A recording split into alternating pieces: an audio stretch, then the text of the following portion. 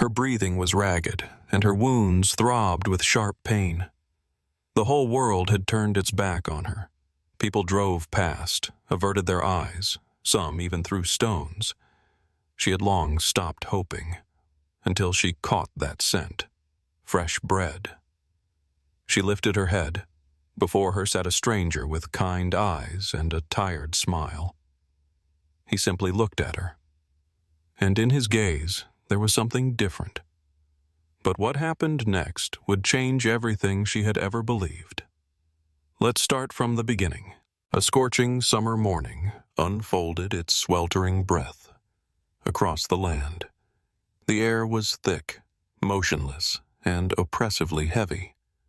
But no one knew that this stifling silence was a harbinger of disaster. The flames came suddenly. They ignited deep in the forest, but the greedy wind seized them, hurling them forward like a wild beast unleashed. The faint scent of smoke swiftly turned into a suffocating stench. The wind, which just moments ago had been playfully rustling the treetops, now drove waves of fire ahead. People noticed the danger too late. Thick clouds of smoke crawled through the streets, and tongues of fire licked the wooden rooftops. Panic gripped the town. Cars screeched as they sped away. Screams were drowned out by the crackling of burning wood. Residents grabbed only the essentials, fleeing, saving their children, their pets. But not everyone made it. Layla, a young German shepherd, stood by the door of her home, not understanding what was happening. She waited. Waited because that was what she had been taught. Her owners always returned, always came back for her. But today, no one came. The smoke thickened, its acrid scent stinging her nose. Her eyes burned, and the air filled with bitter ash. Layla whimpered, scratching at the door with her paws, but inside, all was silent. Too silent. Then, a sharp sound. Something cracked loudly. Then again, closer, more dangerously. The house trembled, the roof caught fire, and suddenly, the first scorching ember fell beside her, making Layla jump back. She could wait no longer. Instinct screamed, "Run!" And she ran. Her paws struck sparks from the searing asphalt. The hot air scorched her lungs. She didn't know where she was going. Everything around her was the same: smoke, fire, chaos. Human voices dissolved in the roar of the blaze, desperate cries drowned in the fiery inferno. The wind carried the scent of burning pine, singed fur, molten metal. The sky had darkened, the sun hidden behind a veil of smoke. Every breath felt like swallowing embers, but Layla kept running. She ran until her legs gave out. When she finally stopped, the world around her was silent. Only the distant rumble of fire reminded her of the nightmare she had just escaped. She lifted her head. Before her stretched, scorched earth, blackened trees, and ash falling from the sky like snow. She was alone. No food, no water, no home. The days blended together, becoming one endless trial. The scorching earth burned the pads of her paws. The thin skin had cracked, and with every step, pain pulsed dully through her legs. Her fur was soaked with the scent of char, as if fire had left its mark on her forever. Layla could still smell the ash, as though it had become a part of her. She kept walking, because stopping meant surrendering. During the day, she hid from the sun in the tall grass or among boulders, but at night she pressed on, driven by a fragile hope. She avoided other animals, though she had spotted the silhouettes of wolves on the horizon more than once. They watched but did not approach. Perhaps they saw her not as a rival, but as prey. People weren't eager to help her either. She had seen cars, large, fast, their headlights flickering as they sped past, leaving clouds of dust in their wake. Once, she had dared to step onto the road, letting out a weak call, but she was ignored. The second time, someone shouted, "Get lost!" gravel scattered beneath her paws. The driver wanted nothing to do with a dirty, emaciated dog standing at his doorstep. Layla didn't understand why people acted this way. She simply moved on. When the sun disappeared beyond the horizon and the sky darkened, Layla stumbled upon an abandoned shed. It was old. Its roof sagged. One of the walls had partially collapsed. Inside, it smelled of damp and decay, but it was better than sleeping under the open sky. Her legs buckled. Her body collapsed onto the wooden floor, and she allowed exhaustion to take over. This place became her temporary refuge, but the night brought a new danger. Layla woke to the sound of a quiet, cautious rustling. Tension filled the air, and her body stiffened. Her eyes darted toward the darkness, and there, in the shadows by the entrance, they stood. 2 coyotes. Predators, staring at her with cold eyes. Their bared teeth gleamed in the moonlight. One took a step forward, while the other lowered its head slightly, preparing to strike. Layla growled, but her voice was weak. She knew she was too exhausted, too wounded, too alone to win this fight. The first coyote lunged. Pain, sharp, searing. It exploded in her side as teeth sank into her flesh. Layla jerked, feeling her skin tear, and with a desperate burst of strength, she bolted forward. Running, a leap over the collapsed beam, a jolt of agony in her injured paw, the creak of wood beneath her, and then darkness. The first thing she felt was pain sharp, piercing, radiating as a heavy ache in her side and a burning throb in her paws. Layla opened her eyes. The world was blurred, the jagged outlines of the shed dissolving in the dim pre-dawn light. Her breathing was uneven, her body heavy. But most importantly, she was alive. Slowly, she stirred, assessing her injuries. Her side ached.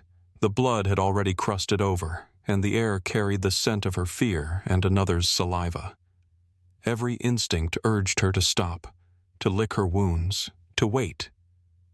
But she could wait no longer. No one was coming. Layla rose. Every step sent a dull pain rippling through her, but she refused to stop. Her paws carried her forward. She didn't know where, only that she had to keep moving. Then she remembered the scent of food. Once it had brought her joy, meant warmth, safety, the outstretched hand of her owner. Now it was her chance to survive. The city. She didn't know how far it was, but she remembered how the air used to be filled with the aroma of fresh bread, grilled meat, and sweets. There were people there, and maybe food. She walked, step by step, through endless exhaustion, through pain. She encountered people along the way. Some turned away quickly, pretending not to see her. Others grew angry, waving their hands, shooing her away like unwanted trash. "Get out of here!" someone shouted, throwing a stone. The stone struck her paw, not hard, but enough to make her flinch. She looked at the person. They didn't care. Hunger gnawed at her insides, forcing her to move forward. She felt her strength fading, her steps slowing, her heartbeat pounding in a weak, hollow rhythm. And then, the scent. Fresh bread. She froze. Warm, rich. It wrapped around her, beckoning her closer. Layla lifted her head and saw him. A man. He sat on the steps of a small cafe, holding a piece of bread in his hands. His eyes were kind. His smile, tired, but warm. And he was looking at her. Not with disgust, not with fear, not with contempt. With something else. Layla didn't know what it meant, but something inside her whispered, "This is the moment that will change everything." Layla stood motionless, watching the man. Her entire body was taut, like a string ready to snap at the slightest threat. The wind stirred her matted fur, and the air was thick with scents. Warm bread, an unfamiliar human, and something else she couldn't quite place. Warmth. "Hey, girl," "Are you alone?" His voice was soft, slightly hoarse, but there was no threat, no disgust, just calm. He extended his hand. Layla didn't take her eyes off him. She remembered other hands, the ones that drove her away, threw stones, slammed doors in her face. But this hand was different. It didn't try to grab, strike, or chase her off. It simply waited. And the bread. Fresh, fragrant, with a slightly crisp crust. Its scent filled her senses, pushing aside the pain, the fear, the exhaustion. But could she trust? Layla looked into his eyes. They were tired, but not cruel. And then, her body betrayed her fear. She took a step, then another. Each movement was a struggle. Her legs trembled, her heart pounded wildly. She was ready to bolt at any moment, but the man didn't move. He placed the bread in front of him and withdrew his hand, letting her decide. She hesitated, looked around, expected a trick, but there was none. Cautiously, barely touching the ground with her paws, she approached and seized the piece of bread between her teeth. She chewed hungrily, swallowing faster than she could taste. Her body craved more, but she still couldn't fully trust. Jake, that was his name, noticed her wounds. He saw the emaciated body, the sunken sides, the fur reeking of ash and dirt, the cracked pads of her paws, like parched earth, the deep bite wound on her side, still bleeding. And he understood. Without asking, without doubting, he knew what it meant to be lost and unwanted. "You're tired, aren't you?" His voice carried something more, as if he wasn't just speaking to her, but to himself. Slowly, very slowly, he extended his hand a little closer. Layla tensed. Every fiber of her being screamed to run, but Jake didn't make any sudden moves. He just sat there. And then, something unexpected happened. She took a step toward him. She had once waited for someone to save her, but no one had come. Now she chose to take that step herself. She moved closer, lowered her head, and allowed his hand to touch between her ears.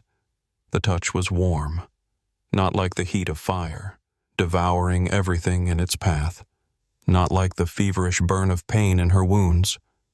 This was real warmth, of care, trust, hope. Jake ran his hand over her fur, and Layla suddenly realized she didn't want to run anymore. She was no longer alone. This wasn't just rescue. This was a new life. She had wandered alone after the fire, but one meeting changed everything.